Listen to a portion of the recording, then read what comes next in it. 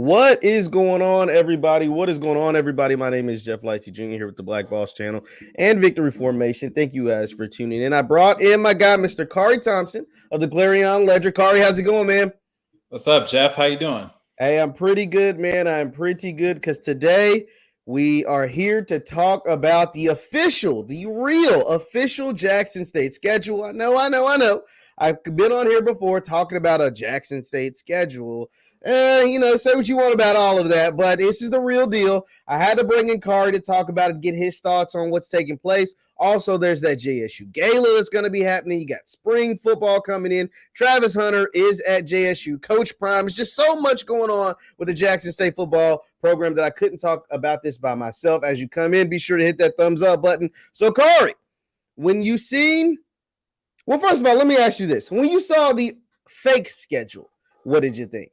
And then, and why were you slow, unlike some people like myself, to react to that fake schedule?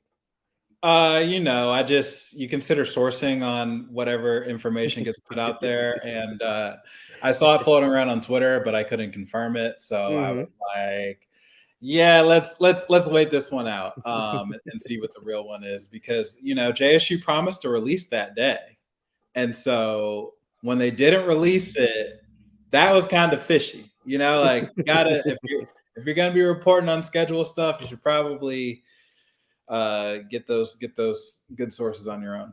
Yeah, absolutely. And you have a big boy job, man. You work at the Clarion Ledger, a well-respected newspaper digital source down there in Mississippi. You're not just a guy like me. So, but now the real schedule is out.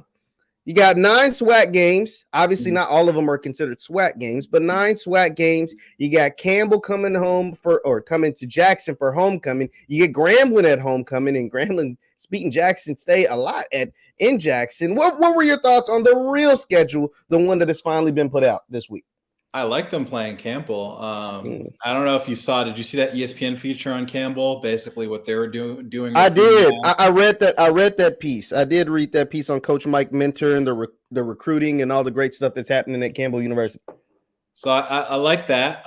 They should hopefully with some of those recruits they'll be improved from last season because I think they were under 500 last season. I think they were 3-8, like 3-8, 3-9, or something like that. That's why I wasn't thrilled about it, but I knew that they had a good recruiting class. But 3-8, 3-9, it wasn't the best season, but we'll see what they'll be able to do. But they had 3 winning seasons previously, like before last season, so I'll give them that. Sure. So I think that's an interesting homecoming game. I think that should be a well-anticipated game. If you look at the JSU homecoming game, if you look at the JSU home games, man, dude, they should be able to pack like all of those. Yeah. Valley, that's a rivalry game. Southern, that's a rivalry game. Grambling, you got Hugh Jackson coming to town.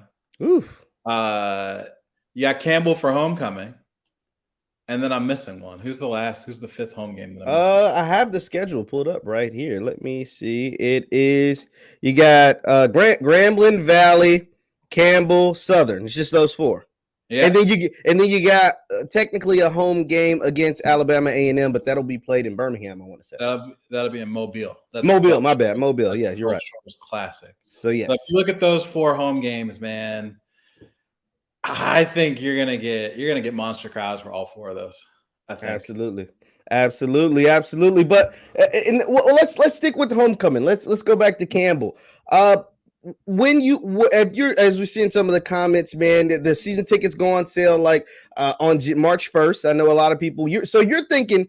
I've been on record saying, man, I think with that recruiting class, getting Travis, bringing all these different dudes back, I was on record saying I think you could get on average 50,000 plus at every JSU home game. What are your thoughts on that? Coach Prime would agree with you. He said that in his Instagram video. He said exactly that all those home games should get at least 50,000, which in past years would have sounded crazy, but considering what they did last year, I think it's in the ballpark. That Southern game is a huge game. So huge, in fact, that it was going to rotate off the schedule, and Jackson State and Southern were both like, no. You're right about that. So that's a huge one. You've got Mississippi Valley, which is the in-state rival. Grambling and JSU are probably the two most talked about HBCU football programs in the country at this point. Absolutely. So seeing those two go at it in Jackson will be special. And then you got Campbell, who's starting to make their own name under Coach Mike Minter. So really interesting roundup of home games. I'm curious your thoughts, Jeff, on this last round of the Southern Heritage Classic that we're going to see get played. Man, it's the right move, man. It's like, so I've spoken about this several times now. Like the Southern Heritage Classic, you're talking about something that's been going on for 30 years, since 1990. And the school's payouts have been $6 million. Now, Khari, you went to an HBCU, you went to Hampton, you're a smart guy. I'm not so much, but I can do the math on a little bit of that. That's less than $300,000 a game. And that's not including the bands. That's not including the travel for the team. That's not including the accommodations, et cetera, et cetera. So it sounds like Mr. Fred Jones, no offense, it has been getting over the last 30 years. Now, I will say this. The Tennessee State football program and the Jackson State football program haven't been what they are in current form for the last 30 years. They haven't been the Deion Sanders-led Jackson State program. They haven't been the Tennessee State, Eddie George-led Tennessee State football program. So I understand that.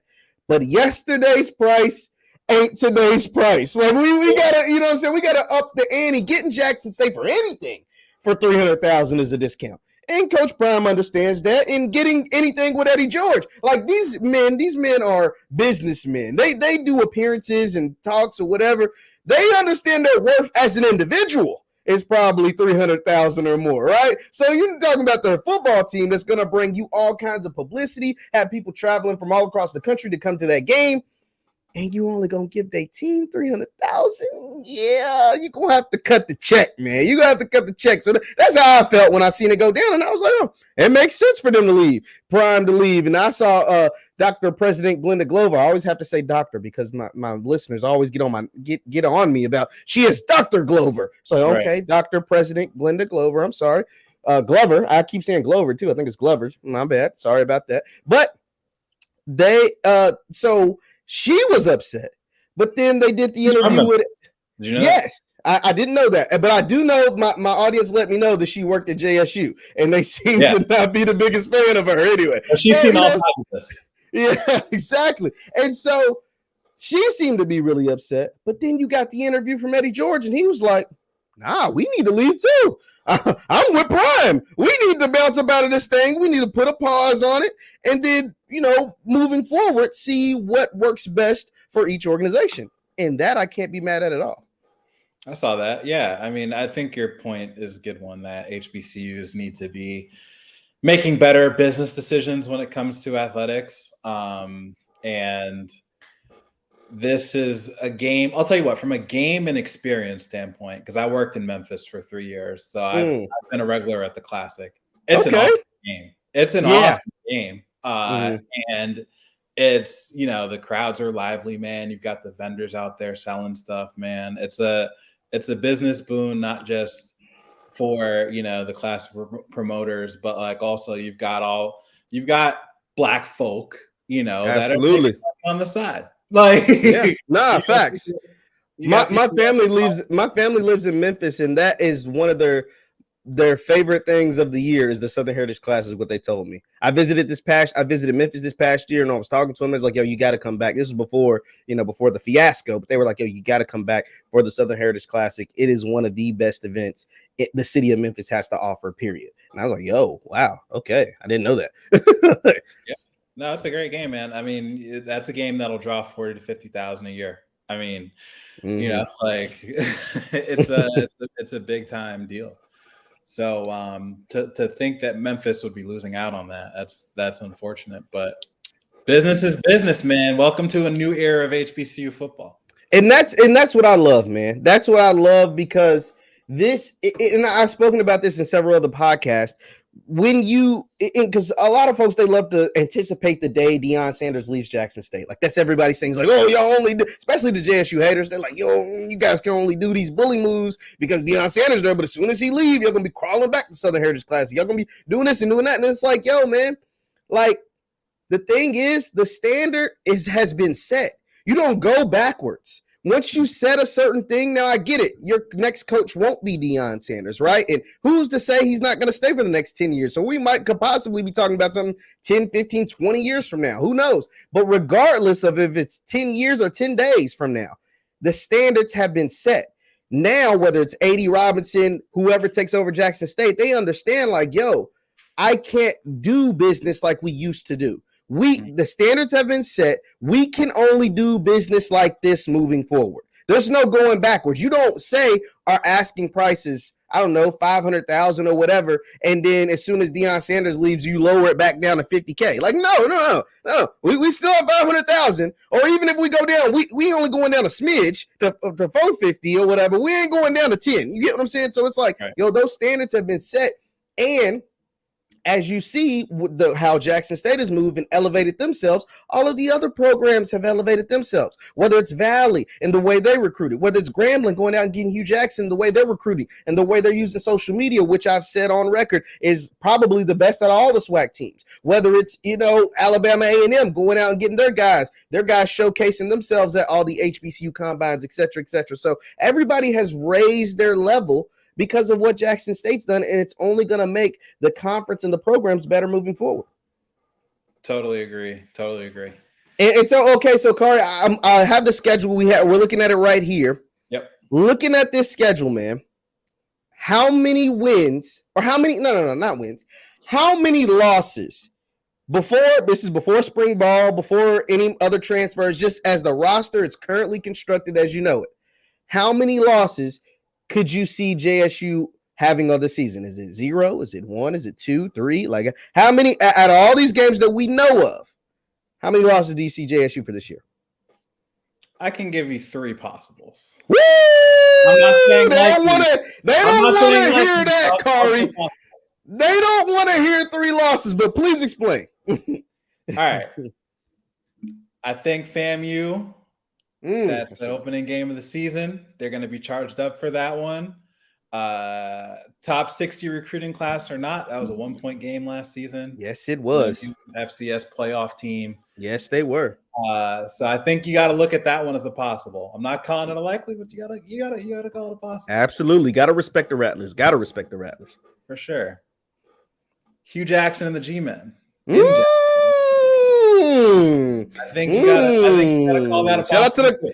Shout out to the Graham fam. They'd love to hear that. Please explain why, though, because this is a brand new coaching staff in their first year. But why do you think that is possible? I mean, I got faith in the brand, man. I mean, Grambling is recruiting. They've shown the commitment that they're going to compete with Coach Prime and JSU. And I just think that I don't know. I don't think that's going to be an easy game for JSU one bit. And the possibility, I don't know if you've been hearing this, but I've been hearing this, Khari, that they could be bringing in Art Browse. Yeah.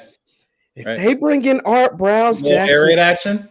Ooh. They bring in Art Browse, the SWAC is in some trouble. That's all I got to say. Continue on. Well, JSU got a new OC too now. Yeah, he ain't Art Browse, though. Let's be honest. Shout out to Mr. Bartoloni. Mr. Bartoloni. He ain't Art Browse. Right. He just ain't Art Browse. Just think of JSU. So JSU has Shador, right? Think of their receiver room. Their receiver room is going to be crazy. It's ridiculous. Because you got Malachi Wideman already. Yes. Right? Travis Hunter is going to play some receiver. Mm-hmm. He said it multiple times. You got Kevin Coleman. Mm-hmm. I mean, that's 3 right there. Yeah, that's some studs. And they got more. Yeah, that's some studs. You're leaving out Trevante Rucker, and then everybody in my comments are always excited about the play of Quay Davis. They're all telling me he's the best player we've never seen before, and I believe him, and I definitely want to believe him. But it's like I have to see him on the field, obviously. But Quay Davis is the name that I keep hearing. It's buzzing. That are like, the breakout star this year is going to be Quay Davis, and he's also in that receiver room. Top 150 recruit coming out of high school, coming out of Dallas. So that receiver room is going to be wild, man. I mean, the question for JSU on offense is, will they be able to block? Because if you watched episode 1 of Coach Prime last night, straight out was like the offensive line was the weakest part of our team last season. And I mean, the stats back it up, man. I mean, it's ball. Now, what would you say to those who say the O-line was bad, but the secondary was just as bad? Would you agree with that? No, because the simple answer, no. Because the O-line, dude, if you look at the stat, right, the JSU is dead last running the ball. Yeah. And it just, they got away with it a lot because Shedeur was so good last year. But like when it came time, when they faced like South Carolina State in the Celebration Bowl, I mean, it all came to light, man. Like not only could you not run the ball, but you couldn't protect Shedeur long enough from making key mistakes in the red zone. And so, like that's, to me, that was far and away their biggest flex. Their secondary wasn't that bad. They're the best defense in the SWAC. Like, you could put all the success on the pass rush, but I don't think it was a crazy pass rush. Led the FCS in sacks, especially with James Houston, what he was able to do. So that pass rush was nasty, and the linebacking core was nasty. Aubrey Miller led the conference in tackles, and then Keontae Hampton was a former Player of the Year, Defensive Player of the Year. So that front seven was pretty nasty for JSU. Yeah, but nah, man. I mean, if we're comparing the O-line and the secondary, man, I don't think it's particularly close. Well, what about this game? What about this Southern game? Southern's got Coach Dooley now. He's well familiar. It was close last year. Very close. You get Southern should have won that one last year. Southern should have won. Why do you say that? Why do you think Southern should have won last year? Because I'm right there with you. I was there in Baton Rouge, and it took a bomb from Shedeur at the end of the game to win it. Like, if he doesn't make that pass, they don't win. And I mean, it was, you could easily say that Southern blew that one, and then there was the whole thing, the whole scuffle after the game. The scuffle. They got the little scuffle. I think you can chalk that one up to being destiny, man. I mean, they won in Coach Prime's return, and they scored 21 points in honor of Coach Prime. Exactly. You can chalk that one up. I don't know, man. Like, Shedeur had the game-winning touchdown. Shiloh had the game-clinching interception in that game. And they won by 21. It was just destiny. Wow, but absolutely. It could have easily gone the other way. Absolutely, man. Once again, we're talking to Khari Thompson of the Clarion Ledger. Be sure to hit that thumbs up button, like, share, subscribe, leave your comments in the chat. Now, Khari, I want to talk to you about the Southern Heritage Classic really quick. I know we touched on it a little bit, but I want to talk to you about the Southern Heritage Classic. Obviously, we still got spring ball.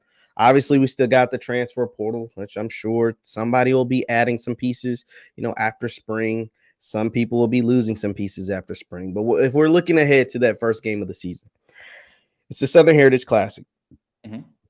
It's FAMU. They probably feel like they should have won. Are you talking Southern Heritage, or are we talking Orange Blossom here? Oh, I said that's Southern Heritage. My bad. I confused myself. I'm sorry. My bad. I'm talking the Orange Blossom Classic.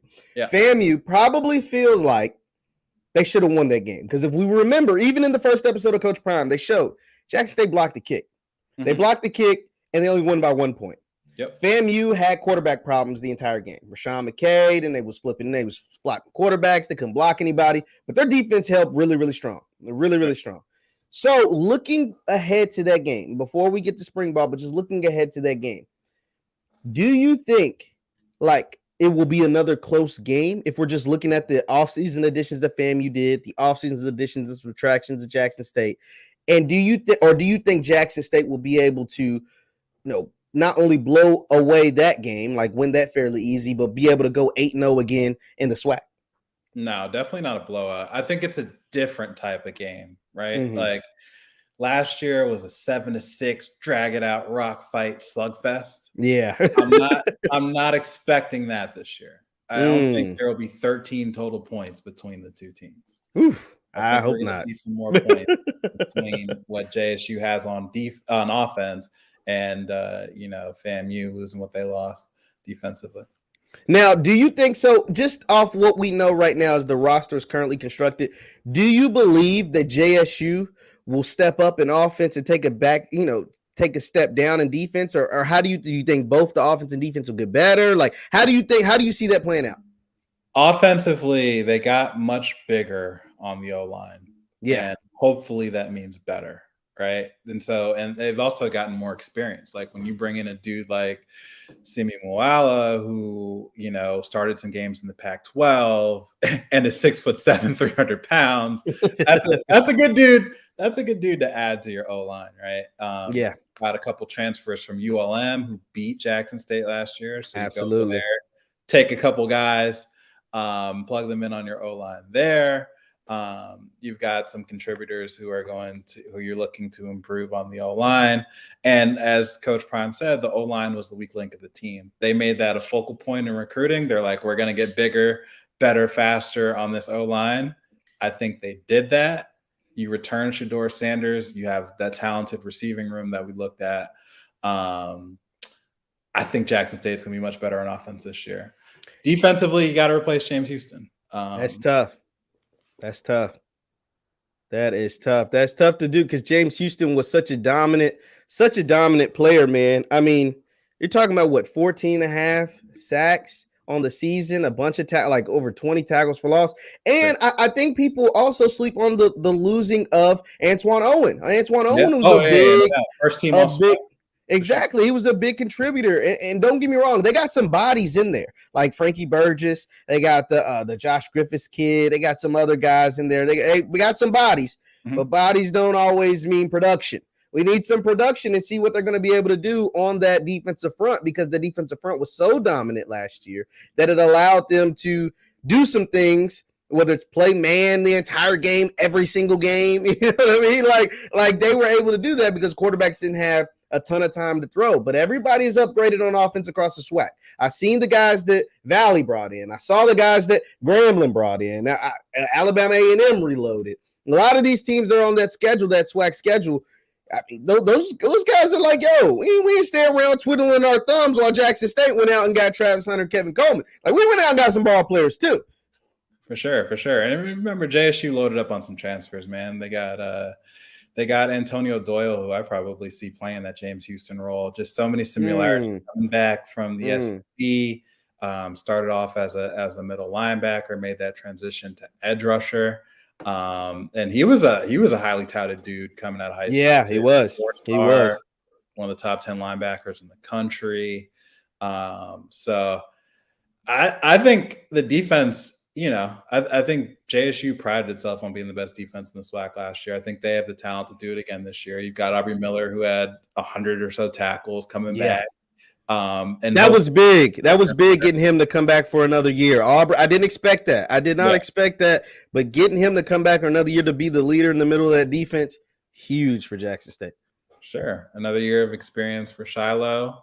You throw the number one player in the country in the secondary, that secondary you're talking about. I'm just saying, man. I'm just saying it.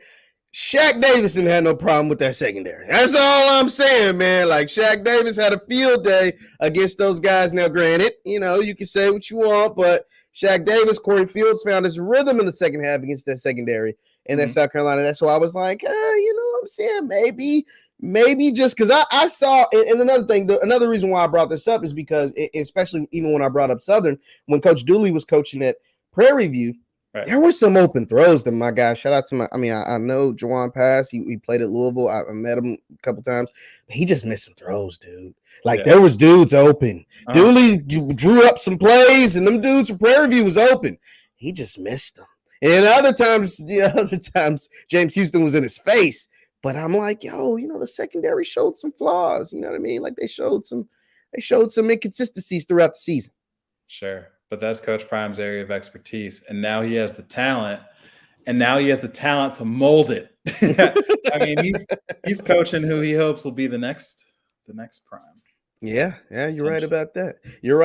Once again, we're talking to Khari Thompson of the Clarion Ledger. Now, Khari, before we get into Coach Prime, the documentary, season 2, episode 1, heading into spring ball, what are your biggest storylines? What are the things that has you most interested in this JSU football team? It's a lot of good, but everything wasn't perfect last season. Obviously, they lost to ULM, and then they lost the big one. They lost down in the Celebration Bowl. So what are the storylines that you're cooking up over there at the Clarion Ledger that you want to get some answers on heading into the fall season, or at least heading into spring season? Honestly, it's a lot of off the field stuff. I will say this: watch Coach Prime. There's gonna be some nuggets of news in there that I'll be watching closely for that I can't drop quite yet. But watch Coach Prime.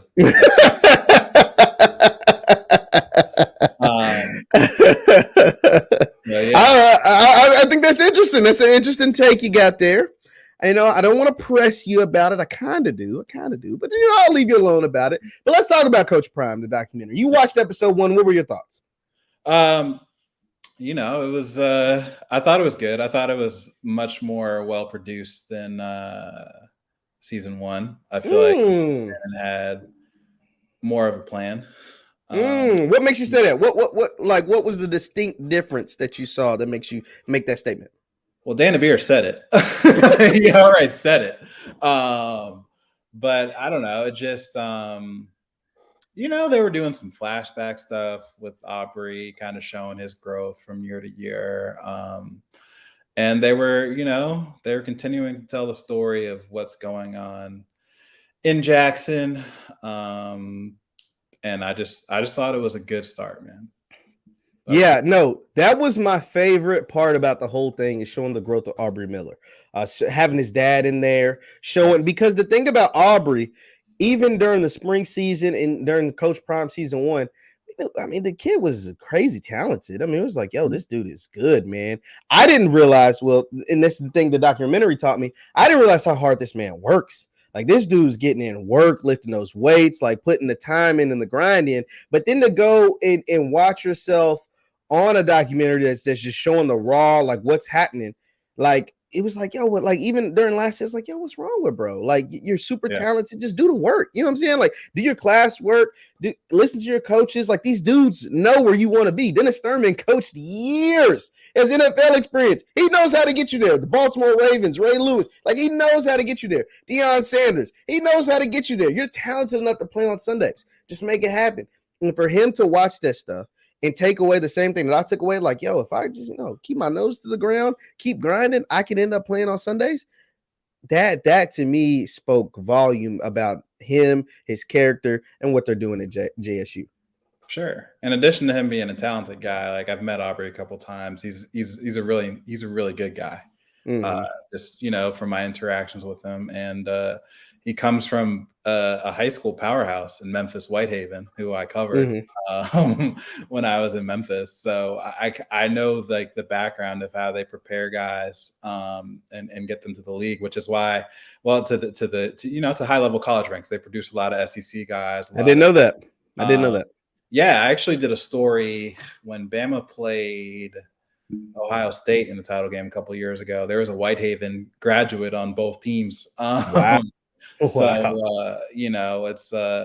it's a really strong program. They finished runner-ups for the 6A state title my first year in Memphis in 2018. So he comes from a good program that kind of has a history of putting players out there. So that's why I was surprised to see what was going on with him in the classroom in the documentary.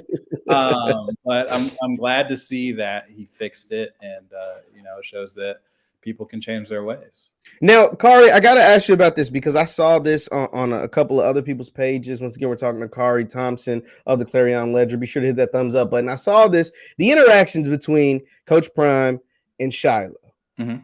Just the way they talk to each other, those kind of things. What were your thoughts on that, man? And being someone with boots on the ground down there in Jackson, just what is your takeaway, and what do you get from the interaction, the relationship between Coach Prime, Deion Sanders, and his son Shiloh? I mean, it's just hilarious, man. I mean, Coach Prime is just going to be Coach Prime, man. Like, I can't imagine having that dude as a dad, man.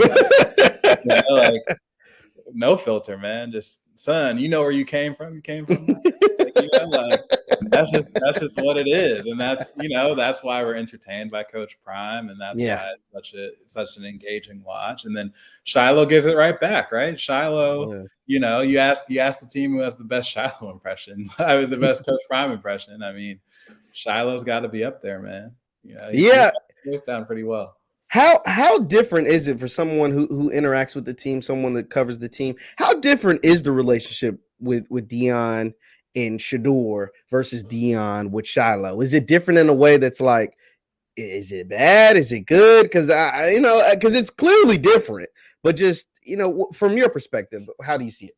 You talking about comparing Shiloh and Shador? Yeah, just with their dad, with their interaction with their dad / head coach.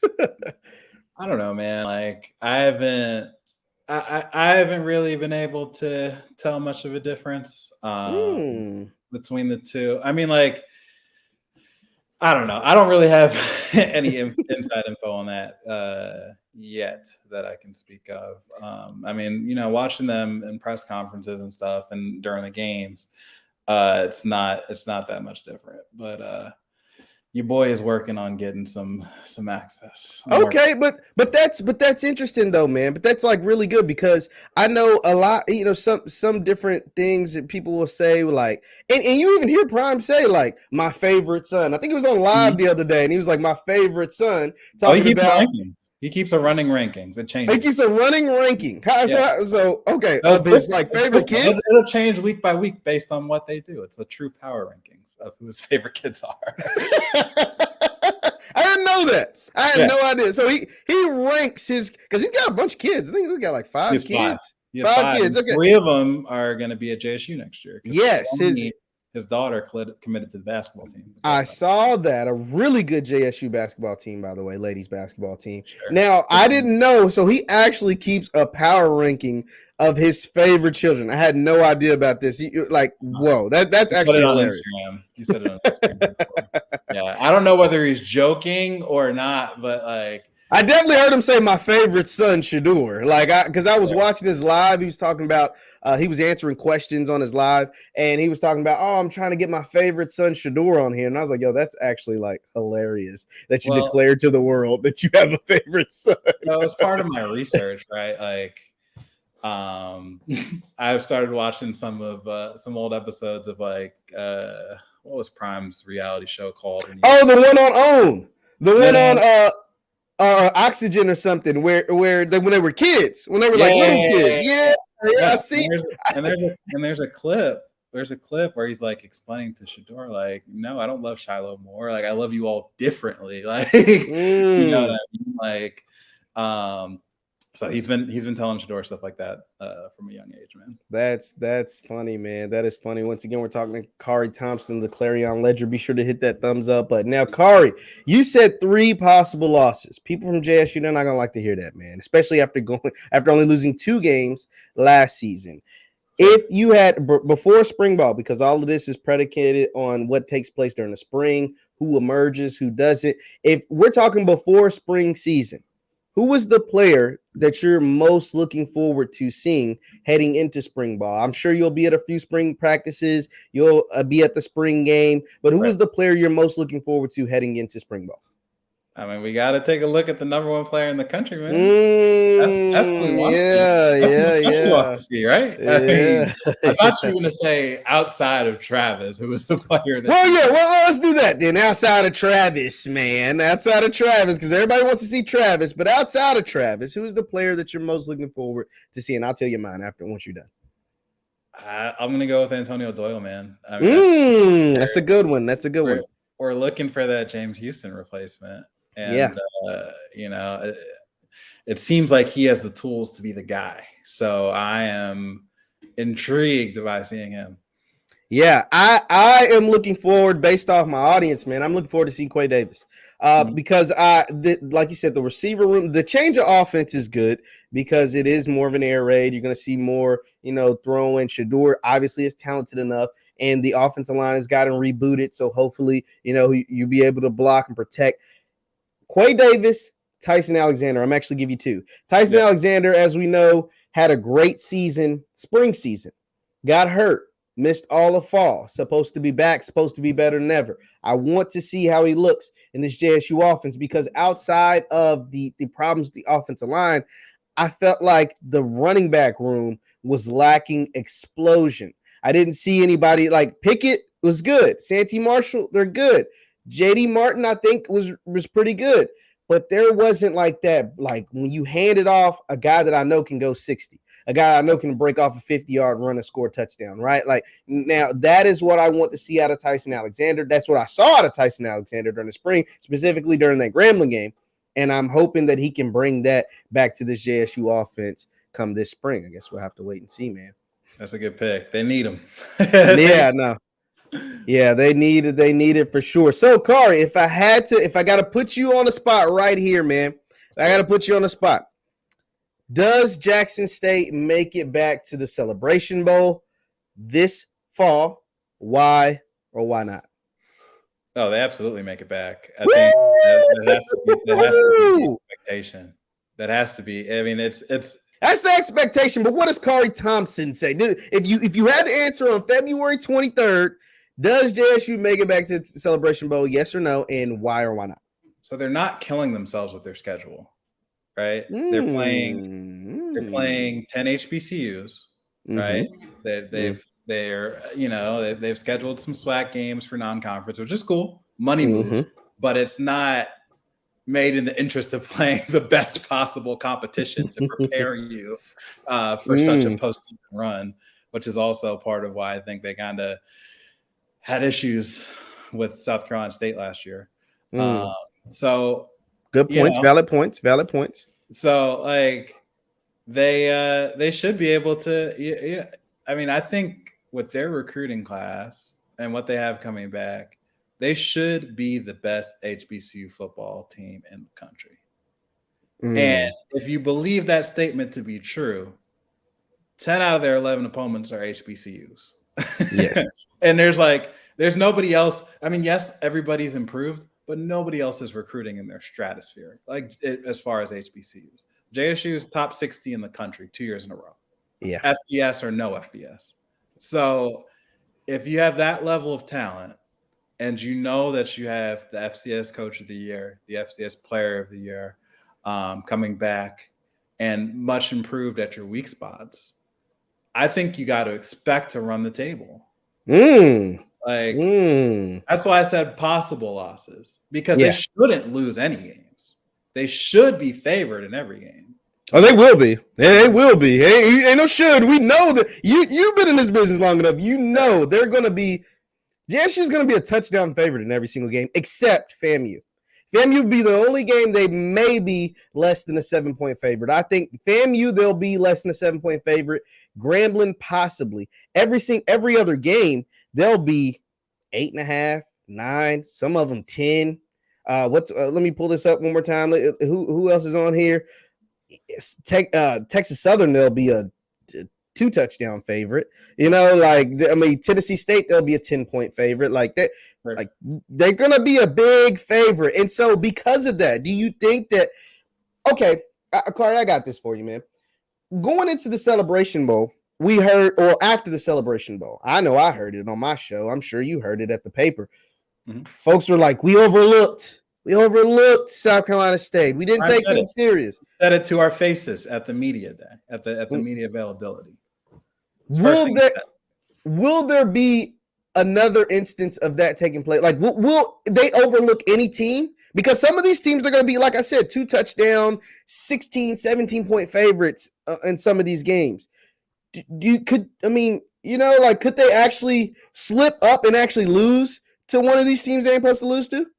Yeah, of course. I mean, nobody picked them to lose to South Carolina State last year. You're right about that. I don't even know outside of folks in South Carolina. Yeah, I don't know. I don't even know if them folks, but I thought South Carolina State was going to pull that off. I don't even know if the people in Orangeburg thought that was going to happen. I don't know about. Only person that I know on record was CFL Kobe Orr over at the CFL. Shout out to CFL. He came on here with me pre-South Carolina pre-celebration boat, said, hey, man, don't sleep on South Carolina State. He started naming all these dudes, and I'm like, yeah, man, that sound good, bro.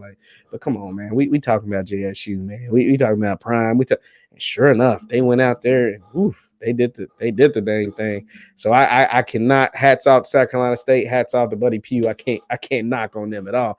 But like we said, they'll be favorites in any of those games. Okay, I got another question for you, Khari. Another question for you. Is depth an issue for JSU at any position? Do you think like if knock on wood, we're not gonna speak injury or anything, but say if a significant player, is there a player on this roster as of now, if they were to miss any kind of time for whatever reason, would that be a major factor to what takes place with JSU this fall? Obviously, we'll know more come spring, transfers in and out after spring and stuff like that. But is there a position outside of quarterback? Let me say quarterback, because quarterback, we know how big that is. But outside of quarterback, if they were to lose a player at any position, would that matter? Would that be a big hindrance or no? Do you think? I think that we need to see what the running backs look like. When you talk about depth, I think that's what we need to see. I think we need this team to show that they can run the ball effectively. Yeah.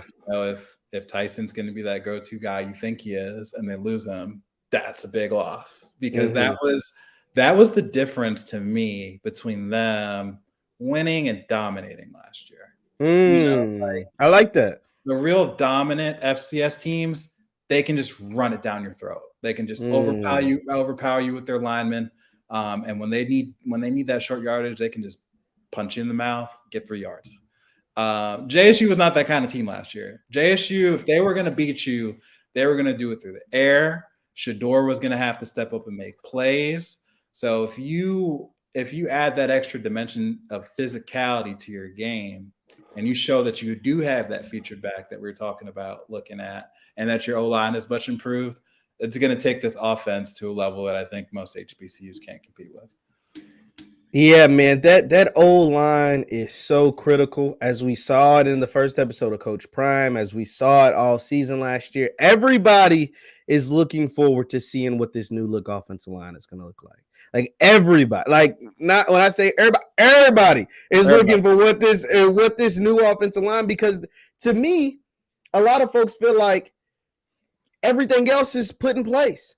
The quarterback is there. The receivers are there. The running backs are there. They're capable. The defense, albeit you got to replace some big pieces when you add Travis on the other side of Nugget, and you got Shiloh and those guys, man, in the backfield, Aubrey back at middle linebacker, and a defensive line that still has Evans, that brings in Doyle, that still has Aquinas Miller. Every piece seems like they're already well put together, and it's just the O-line. Everybody is looking to see what that O-line. Now, granted, they brought in names and they brought in bodies, but how is that going to mesh well together when you add the Zach Bros and the Evan Henrys and the Simi Moalas and all these different guys that I can't even think of their names right now, to Tony Gray and the guys that are left over from last year, who hear all these people talking about them? Like, they got something to prove. Like, y'all keep saying we're garbage. I'm going to show you that I'm not garbage, right? Yeah. Yeah, man. I just cannot wait to see it, man. I just cannot wait to see it. Once again, we're talking to Khari Thompson of the Clarion Ledger. Be sure to hit that thumbs up button. Now, Khari, I'll get you out on this, man. I'll get you out on this. Okay. Let me ask you this. What are you most looking forward? Obviously, we know Coach Prime is based off last season. Mm-hmm. We know what took place, at least most of it. We know most of what took place last season. What are you looking forward to moving forward the last 5 episodes of Coach Prime? What is the storyline or the story that you're looking forward to them covering and potentially, uncovering with the rest of this documentary or docuseries? First of all, the trailer teased that Coach Prime was in danger of getting his leg amputated. That's pretty wild. Pretty wild. I have seen him since. His leg is not amputated. But it will be curious to see how they cover that, because I feel like Barstool's been teasing that they have some pretty exclusive footage on that they'll cover, and you got to see. They mentioned that they're going to talk about Travis and his recruitment, and I think that's another storyline that you want to pay attention to, because it hasn't been done before in the HBCU ranks. In the recruiting rankings era, he's the highest rated player. So to be curious, anything that they can get on how he ended up at Jackson State and, what he's looking forward to once he gets there. Man, it's really cool. Because we've heard Coach Prime talk about Travis was at the homecoming game. Sure. And so, I mean, in that, basically, he's let it be known, it's public knowledge, that kind of sealed the deal to him going to JSU. I wonder what they're going to, now that he is signed, he's enrolled, he's on the team, what kind of like he was saying to some of them, what, how his interaction with the fans were, because I'll never forget when I saw the pictures of him there, and I was like, yo, right. What? And then we had you on, and you were like, what I'm saying? Never say never, man. Like, never say never. I was like, man, Khari knows something. It still can't be serious, is it? Like, Travis Hunter ended up at Jackson State after 2 years, committed to Florida State. And like you said, I mean, it's hard to believe something when it's never been done before. And to get him on Jackson State campus, to me, was a win. Right? Mm-hmm. To me, I was like, yo, that is a dope move. That is a win. But to see him toss that Florida State hat, one hand snag the JSU hat and actually be there, and then like I had to rub my eyes when I see him doing the wind sprints, like with the JSU gear on. I was like, yo, this is crazy, man. This is crazy. Yeah, I mean, JSU homecoming has gotten to the point where they've got Barstool promoting HBCU athletics. I'm not sure if I ever thought I'd see that in my life, but it got Barstool talking about everybody needs to know about HBCU. I mean, that's how crazy JSU homecoming was last year. Hey, man. Hey, if you don't know anything about Barstool, that is why that's hilarious. Because let's be honest, Barstool, when it was created, didn't have us in mind. And by us, I mean black folks. Like Barstool as a company is like a big old frat party. Now they happen to have Gilly Wallow and now Coach Prime. So it's got a little diversity going on. But, Barstool is what it is. Man, Khari, thank you so much, man, for coming in. Once again, this is Khari Thompson of the Clarion Ledger. Be sure, Khari, you got any stories to promote? Where can people find you? Let them know so they can check out your stuff, man. Man, clarionledger.com. That's where you can find my stuff. I just did a story on Warren Newman and CJ Holmes. I don't think a lot of people know their story, but they're both from New Orleans. They both are in the same class, and they came to JSU as walk-ons. So a lot of people who are watching the documentary might know them as, these seniors who, have established themselves as real players on this roster. But the grind that it took to get there, coming in as a walk-on without a scholarship, not knowing if they'd be able to come back, having Coach Prime bring in all these recruits, and then still fighting to maintain their spot. And now they're down at House of Athlete in Miami. So I caught up with their trainer and caught up with them just about what they're up to now and the grind it took them to get to this place. So definitely check that out. Absolutely, man. I honestly, you just dropped a nugget on me. I didn't know those two came in as walk-ons. I knew they were both from New Orleans. I actually knew Warren was at House of Athlete because that's Brandon Marshall's gym in Florida, right? Yeah, I knew that. I didn't know CJ Holmes was there. I didn't know they were walk-ons. That's a really dope story. Be sure to go check out Khari Thompson of the Clarion Ledger, his story on that, man. Thank you so much. Thank you guys for tuning in. Be sure to hit that thumbs up button on your way out, and we will see you guys next time.